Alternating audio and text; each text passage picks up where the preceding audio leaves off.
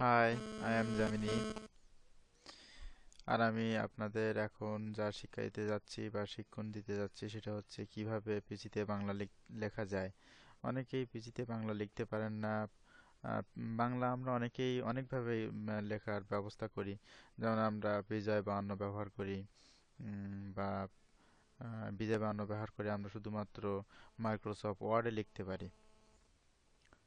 Microsoft word এক্সেলে আমরা লিখতে পারি, কিন্তু অন্য জায়গায় আমরা বাংলা লিখতে পারি না। যেমন ধরুন আপনার ইন্টারনেট ব্রাউজারে আপনি বাংলা লিখতে পারবেন না। আপনি ধরুন এখানে বাংলা লিখবেন, কিভাবে বাংলা লিখবেন? কিন্তু বাংলা লিখতে পারবেন না। বাংলা লেখার জন্য আপনি ইউজ করতে পারেন, আমি আপনাদেরকে বলবো যে বৈশাখী কিবোর্ড লেআউট নামে একটা সফটওয়্যার আছে, যেটা দিয়ে আপনি বাংলা লিখতে পারেন। আমি এখানে এবং এখানে একটা অপশন আসবে, এই যে এখানটা দেখতে পাচ্ছেন যে এখানে বিএন বা ইএন চলে আসবে। ইএন দিলে ইংরেজিতে লেখা হবে এবং এখানে বিএন দিলে বাংলাতে। ধরুন আমি এখানে আমার ব্রাউজার অপেরা মিনি, এখানে আমি গুগল ড্রাইভে ঢুকলাম। এখানে ধরুন আমার কিছু বাংলা লিখবো বা ফেসবুকের কোথাও লিখবো বাংলা। ধরুন লিখলাম আমার, এএম।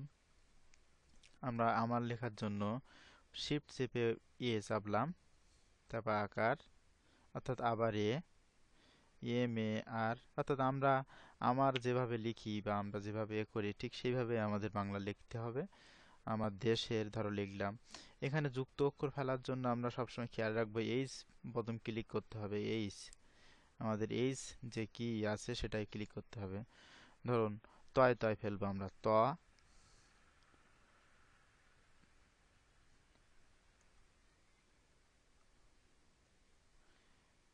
ধরো টয় টয় ফেলবো, যোগ ট, টয় টয়, ঠিক এইভাবেই লিখতে হবে।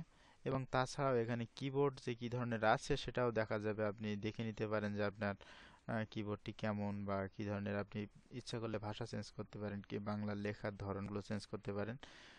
তো তাছাড়াও আপনি বাংলা ভাষা অর্থাৎ বাংলার যে ধরুন আপনি ওয়ার্ডপ্যাডে লিখেছেন কিছু একটা শব্দ, কিছু প্যারাগ্রাফ লিখেছেন, সেটা আপনি ফেসবুকে পেস্ট করতে চান, কিন্তু ফেসবুকে তো আপনার যে ফন্টে লিখেছেন সে ফন্ট তো আপনি পোস্ট করলে সবাই দেখতে পাবেন না।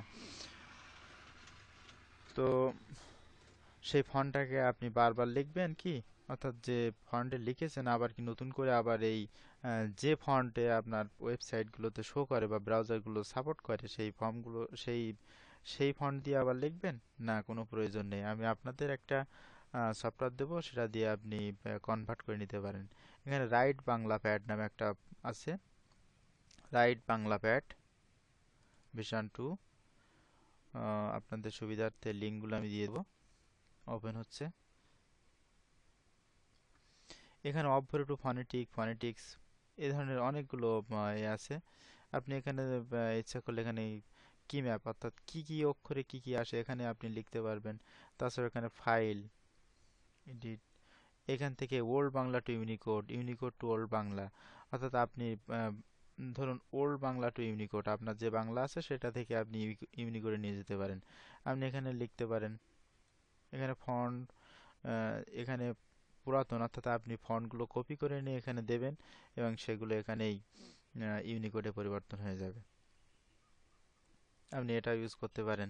তাছাড়া আপনি এখানে কিছু লিখেই আপনি এখানে কপি পেস্ট করতে পারেন বা আপনার ব্রাউজারে আপনি ইউজ করতে পারেন।